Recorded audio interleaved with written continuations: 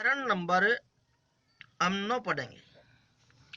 Circus का एक motorcycle सवार जिस खोखले गोले के अंदर अपने कर्तव्य खेल दिखाता है, उसका व्यास दे दिया हमें 7 मीटर। मोटरसाइकिल सवार के पास से ये कर्तव्य दिखाने के लिए कितना क्षेत्रफल उपलब्ध है। देखो, हम त्रिज्या निकालेंगे और त्रिज्या है हमारे पास में, ये व्यास दे रखा है 7 मीटर, तो इसकी आधी हो जाएगी। अब गोले का पृष्ठीय क्षेत्रफल ज्ञात करेंगे।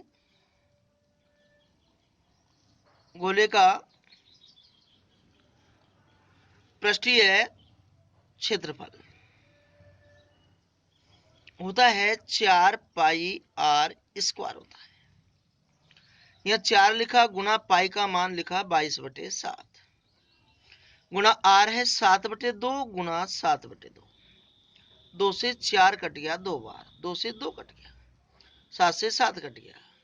हम 22 को 7 से गुणा करेंगे तो 7 दूनी 14 और 7 दूनी 14 और 1 15 वर्ग मीटर। ये हमारा आंसर है। हाँ जी, 10वें नंबर का उदाहरण कह रहा है किसी भवन का ऊपरी भाग तो अर्धगोलाकार है। जैसे चित्र दे रखा हमारे पास में, इसमें जैसे ऊपर का भाग तो अर्धगोलाकार है और इस पर पेंट किया जाना है। यदि इस अर्धगोले के आधार की परिधि दे दी तो अर्धगोले का जो आधार होता है वो वृत्ताकार होता है, तो जो वृत्त की परिधि होगी वही आधार की परिधि होगी। तो आधार की परिधि दे रखी हमें 17.6 मीटर और कह रहा है तो 5 रुपए प्रति 100 वर्ग सेमी, 5 रुपए प्रति 100 वर्ग सेमी की दर से इसे पेंट कराने का व्यय ज्ञात कीजिए। पेंट यहां केवल अर्धगोले के वक्र पृष्ठ पर करा रहा है, तो देखिएगा हम त्रिज्या निकाल लेंगे। तो त्रिज्या निकालने का सूत्र है परिधि बटे में 2 पाई। परिधि है 17.6 बटे में 2 गुणा पाई का मान होता है 22/7। तो बटे में बिना आती पलट जाती है, 7 ऊपर चल जाएगा। अब देखो 22 का भाग देंगे 22 अंठो 176, यहाँ 1 के बाद में पॉइंट है, फिर 2 से काट दिया 4 बार, पॉइंट 4 बार कट गया, 7 को 28 और 1 के बाद में पॉइंट, तो 2.8 मीटर आ गया। अब देखो पेंट कराने का जो खर्चा दे रखा है वो सेंटीमीटर में दे रखा है, तो इसको हम सेंटीमीटर में बदल देते हैं। 1 मीटर में 100 सेंटीमीटर होते हैं, तो इसको 100 से गुणा कर देंगे,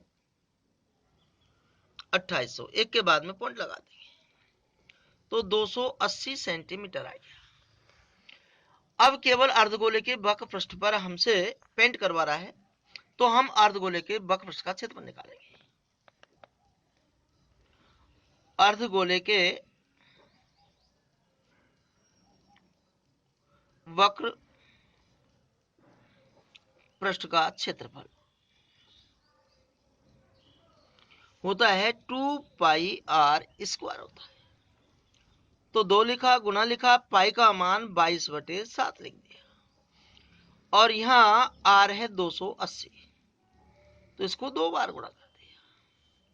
देखो 7 से काटा, 7 को 28, 0 की 0 0। अब 1 और 1 2 0 तो हमने ज्यों की त्यों लिख दी।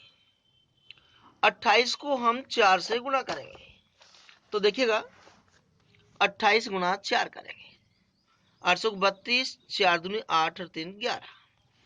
इसको हम पहले 2 से गुणा कर लेते हैं, तो 2 दूनी 4, 2 एकम 2, 2 एकम 2। इसको फिर हम 22 से गुणा करेंगे, 4 दूनी 8, 2 दूनी 4 और 2 दूनी 4। फिर 2 से गुणा करेंगे, 4 दूनी 8, 2 गुना 2 किया 4 आया, 2 गुना 2 किया तो 4 आया, 8 8 4 12 हासिल 1 4 4 8 1 9 4। तो यहाँ 4928 वर्ग सेमी आया। अब देखो यहाँ खर्चा दे रखा है हमें किताब में 5 रुपए प्रति 100 वर्ग सेमी की दर से पेंट कराने का खर्चा पूछ रहा है। तो चूंकि 100 वर्ग सेमी पर पेंट कराने का खर्चा है बराबर 5 रुपए, इसलिए 1 वर्ग सेमी पर पेंट कराने का खर्चा होगा 5/100, इसलिए 492800 वर्ग सेमी पर पेंट कराने का खर्चा होगा बराबर 5/100 गुणा 492800। 2 जीरो से 2 जीरो कट गए। अब देखो 5 से गुणा करेंगे, 5 गुणा 8 करेंगे तो 40 आएगा। हासिल 4 5 दूनी 10 और 4 14। हासिल 1 9 पंजो 45 और 1 46। हासिल 4 5 20 और 4 24। ये हमारा आंसर है।